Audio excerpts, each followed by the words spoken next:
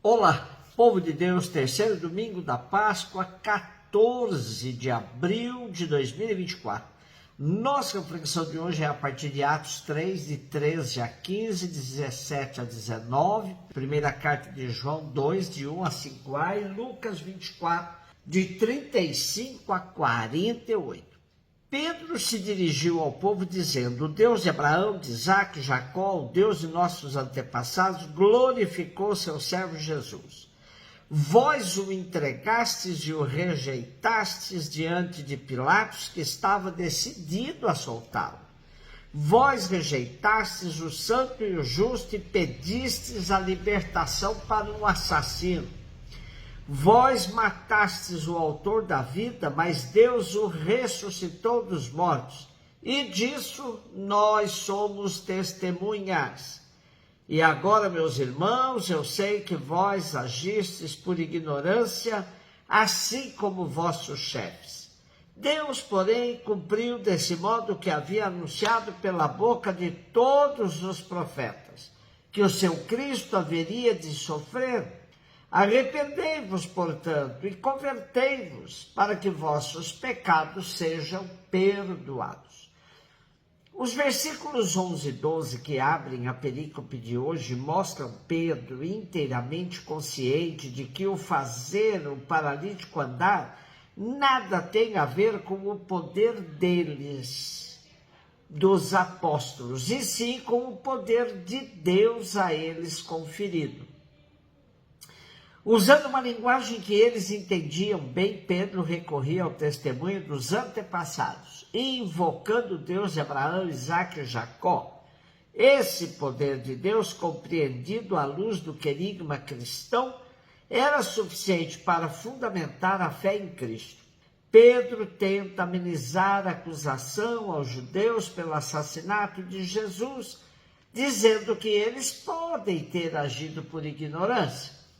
Porém, o que não se admite mais é a persistência deles em não aceitar Jesus como Filho de Deus, como Messias. Lendo os Atos dos Apóstolos, a gente vai percebendo que Lucas deixa claro que quem se afastou da mensagem cristã foram eles, e não por decisão dos apóstolos de os abandonar. No discurso de Pedro está explícita que a salvação é para todos, desde que reconheçam o erro cometido, ainda que por ignorância. Reconhecer que na vida a gente possa fazer más escolhas e que é possível mudar de rumo é sinal de abertura ao espírito. E isso é muito difícil para quem viva tão dominado por uma ideologia, pois, ainda que perceba que errou, não admite e persiste no erro. Agora, como diz o ditado, errar uma vez é humano, permanecer no erro já é burrice. Primeira carta de João 2, de 1 a 5a. Meus filhinhos, escrevo isto para que não pequeis. No entanto, se alguém pecar, temos junto do Pai um defensor, Jesus Cristo, o justo. Ele é a vítima de expiação pelos nossos pecados, e não só pelos nossos, mas também pelos pecados do mundo inteiro. Para saber que o conhecemos, vejamos se guardamos os seus mandamentos.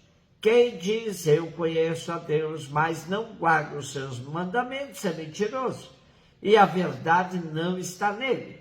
Naquele, porém, que guarda a sua palavra, o amor de Deus é plenamente realizado.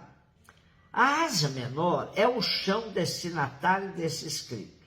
E esse ambiente estava contaminado por heresias, afirmações confusas sobre Jesus, sobre como conhecer a Deus, prescindindo da graça e da atuação do Espírito Santo. Falavam de Deus, diziam conhecer a Deus, mas viviam de tal maneira que negavam a Deus no seu comportamento. O que era mais grave é que os partidários do gnosticismo pregavam que crer em Deus não exigia nada em relação aos outros. Sendo assim, podia-se dizer que crê em Deus e odiar o seu irmão. Não é tão difícil para nós hoje entendermos isso, pois estamos cercados de gente que fala de Deus e odeia seu irmão. Gente que diz que defende a família, mas mata esposo, marido. Por isso João afirma: aquele que diz conhecer a Deus e não guarda seus mandamentos é mentiroso e a verdade não está nele. Mas se alguém guardar a sua palavra, nesse o amor de Deus é perfeito. Por isso, nossa fé em Deus deve ser testemunhada com nossas palavras e atitudes. Lucas 24, 35, 48. Os 2 discípulos contaram o que tinha acontecido no caminho e como tinham reconhecido Jesus ao partir o pão. Ainda estavam falando quando o próprio Jesus apareceu no meio deles e lhes disse: a paz esteja convosco. Eles ficaram assustados, cheios de medo, pensando que estavam vendo um fantasma. Mas Jesus disse: por que estáis preocupados? E por que tendes dúvidas no coração? Vede minhas mãos e meus pés, sou eu mesmo. Tocai em mim e vede, um fantasma não tem carne nem ossos, como estáis vendo que eu tenho. E dizendo isso, Jesus mostrou-lhes as mãos e os pés. Mas eles ainda não podiam acreditar, porque estavam muito alegres e surpresos. Então Jesus disse: tende aqui alguma coisa para comer? Deram-lhe um pedaço de peixe assado. Ele o tomou e comeu diante deles. Depois disse-lhes: são estas as coisas que vos falei quando ainda estava convosco. Era preciso que se cumprisse tudo o que está escrito sobre mim na lei de Moisés, nos profetas e nos salmos. Então Jesus abriu a inteligência dos discípulos para entender as Escrituras e lhes disse: assim está escrito, o Cristo sofrerá e ressuscitará dos mortos ao terceiro dia. E no seu nome serão anunciados a conversão e o perdão dos pecados a todas as nações, começando por Jerusalém. Vós sereis testemunhas de tudo isso. O texto que narra a reintegração dos discípulos de Emaús na comunidade dos primeiros cristãos é surpreendente. Dizer que os discípulos tenham confundido Jesus ressuscitado com um fantasma pode significar que o ressuscitado tenha mudado suas aparências, pois os discípulos tinham convivido com ele. Ou também pode ser uma indicação que a ressurreição era tão extraordinária que os discípulos ainda não tinham assimilado totalmente. Outro dado importante de hoje é a manutenção das feridas no corpo do ressuscitado de Jesus. Jesus manda que os discípulos toquem pés, mãos, para que se certifiquem que era ele mesmo. Claro, não era nada fácil convencer-se e reconhecer que Jesus tinha ressuscitado de verdade. O próprio Jesus lhes afirma que não se trata de um fantasma, mas sim ele mesmo, ressuscitado em carne e osso.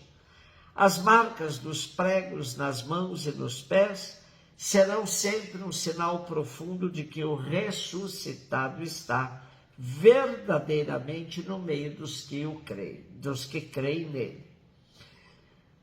Por outro lado, se a ressurreição não se prova em laboratório, ela não é algo irracional. Não é fruto da imaginação dos discípulos, nem se reduz a fenômeno puramente espiritual. A ressurreição é fato que atinge o próprio corpo. Daí a identidade do ressuscitado como um Jesus terrestre. Qualquer ação humana que traz mais vida para os corpos oprimidos, doentes, torturados, famintos e sedentos, não é apenas obra de misericórdia, é também sinal concreto do fato central da fé cristã, a ressurreição do próprio Senhor Jesus com seu corpo chagado. Um beijo no seu coração.